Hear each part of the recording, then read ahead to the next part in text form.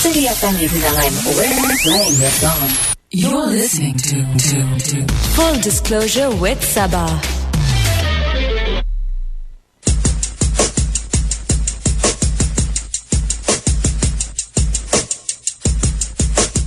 Welcome back to Full Disclosure. So, as I kept telling you guys, we have a very cool interview happening today on the show.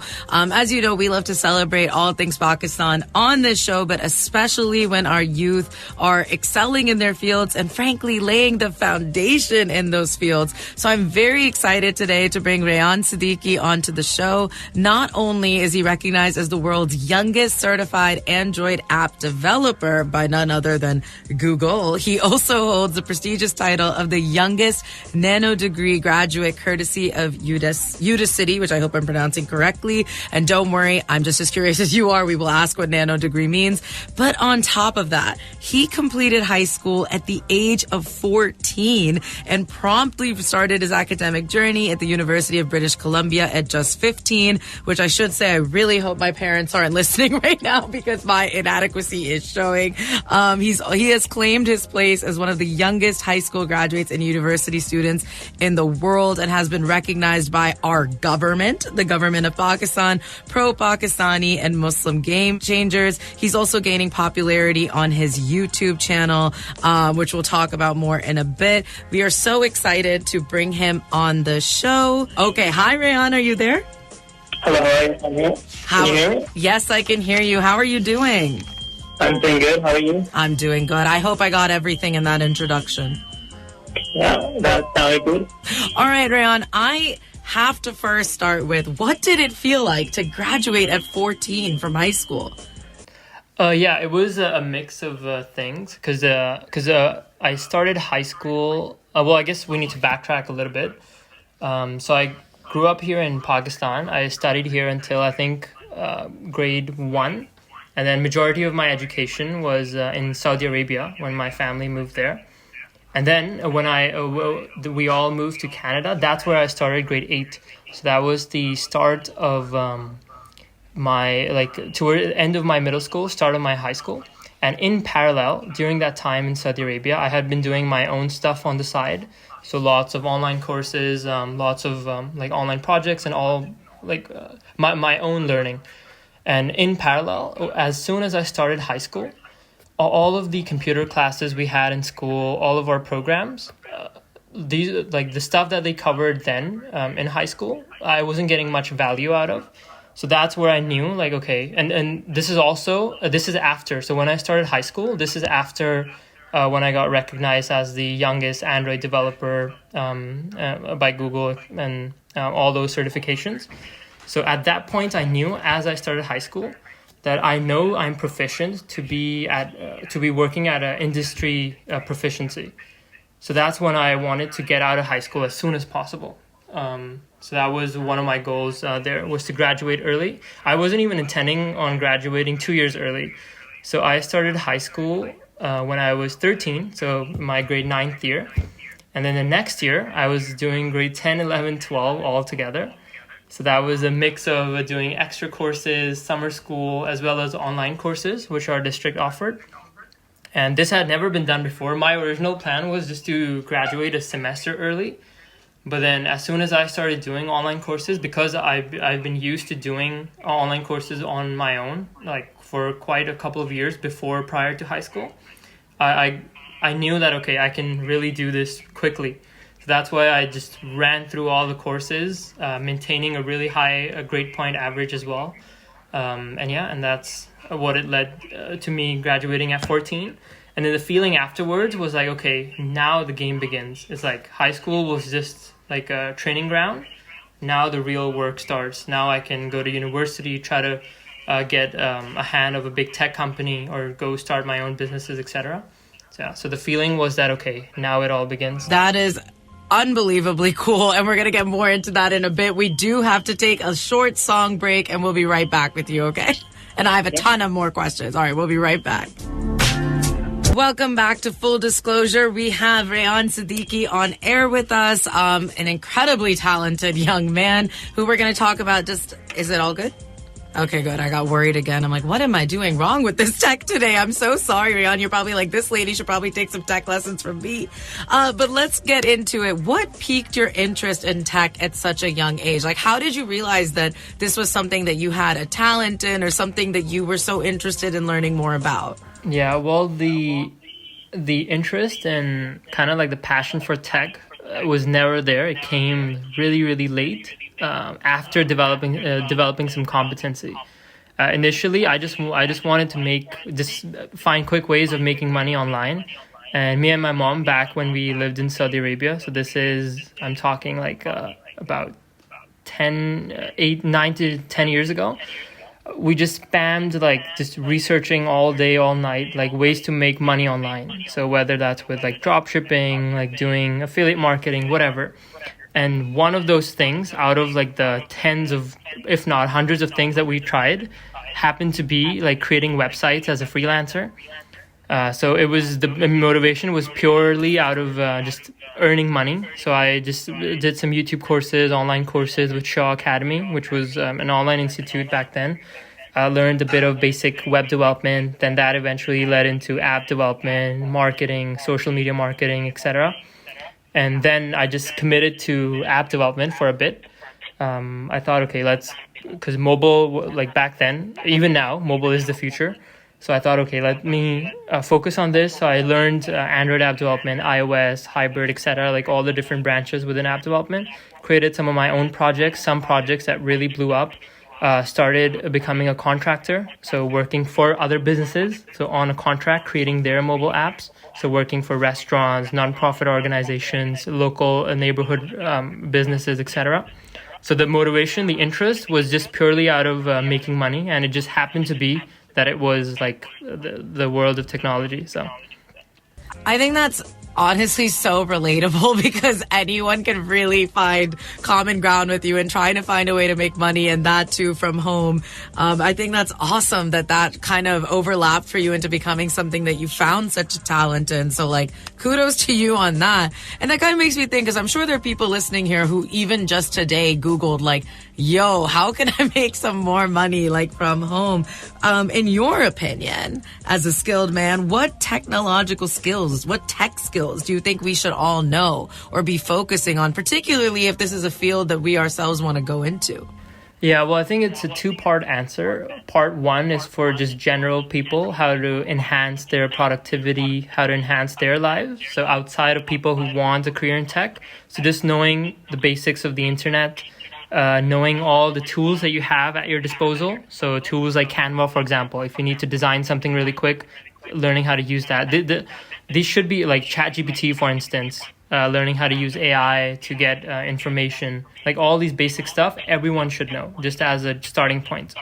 And then for those who want to be at the forefront in terms of like having a career in tech, it goes a bit in more detail. So I guess my advice for someone from absolute ground zero, like you have never been done anything technical in your life before, the first thing that everyone should know is just basic programming, which is like just how to communicate with a computer, like from a technical standpoint, like just really, really basic. Like just pull up a video online of like 30-minute crash course on like Python or JavaScript. So these are two really basic programming languages that we use to communicate with a computer. Same way like how we're communicating in English, we have Urdu, etc. Those are just languages, how you talk to a computer. So everyone should know those like really basic concepts, methods, functions, etc. These are all like technical terms. Once you've done that, then just use your daily life as an inspiration. For example, like you play a lot of video games, like, okay, make your goal of creating your own video game. Like just going on that journey, say like you play a lot of, I don't know, like Call of Duty maybe, create your own Call of Duty. Like just in that path, like in that journey of having a project-based approach, you'll learn way more than you'll ever will, like reading a textbook or like anything else. Like it's a practical learning. That's how my approach has been. Like there's always an end goal. Sorry to cut into you with saying that. Well, two things I like that you said. One is learning languages and how to communicate with computers, because I don't know, I'm an old lady. I've been out of school a long time, but I think that's the most simplest way I've seen someone term like coding and learning how to like write programs and apps is just communicating with your computer. So I really like that. Maybe trademark that unless you heard that from somewhere else. And then secondly, being practical about it, because I also feel that like you can read, you can watch videos, but if you're not putting your hands and your mind to work, it does not sink in with you as well. And I feel like I know different people have different learning styles, but I feel like that's pretty across the board, that it's good to actually put those skills to use. And you said that you were learning a lot online. So you're talking about like YouTube and things like that? Yeah. Online that's been my go-to. Like even like one quote I don't know where I heard this. It was like, I've never let schooling get in the way of my education. So like my education was always separate. Yeah, I've heard that as well. And I'm a big fan of it. As I was saying earlier when I was introducing you, I was like, well, I hope my parents aren't listening. But I was mostly joking because so much of what I have also learned is on the job. I'm often asked, like, how do you do radio or how do you do something like this? And I'm like, yo, I showed up, I turned it on, and I just let what happened happen. Actually, before we go into our next song, I wanted to ask you another question about this, because you have gone professional now, mashallah, which is very cool at your age and stuff. But do you feel your age ever like comes up as a hindrance? Is it like, or is it like a fun talking point before you get started at work? Tell us a bit about that. Oh my God, I have many stories for you. We can probably do a separate radio show on just the things that I faced with my age. Academic wise as well, I couldn't get an admission into my university. I had to convince our dean of science, our university president as well, like writing letters, convincing them I can handle a university load. My counselors wouldn't let me graduate early from high school because they thought like the age difference would just be too big. Even before applying, even before like joining Microsoft as well, many companies I just got turned down because of age, because you can't really take someone who's like 14 years old like serious. For sure. I can understand, though not fair, because you definitely put in the work and you had it all ready to show them. We're gonna go into our next one round. Can I hold on to you for just a little bit before we close with you today? I just want to bring you back after the break because we have a couple more questions. Does that work for you? Yeah, sounds good. Okay, amazing. We're going to go into our next one. And I'm going to play some songs from some other high-achieving young Pakistanis. We have the band Or with Mr. Zayn Malik. I don't know if you've heard of this, but Zayn Malik just did a collaboration with a Karachi-based R&B hip-hop brand. So band, not brand. So it's been very cool. This is them with Tu Hai Kahan. Listening to Full Disclosure with Sabah.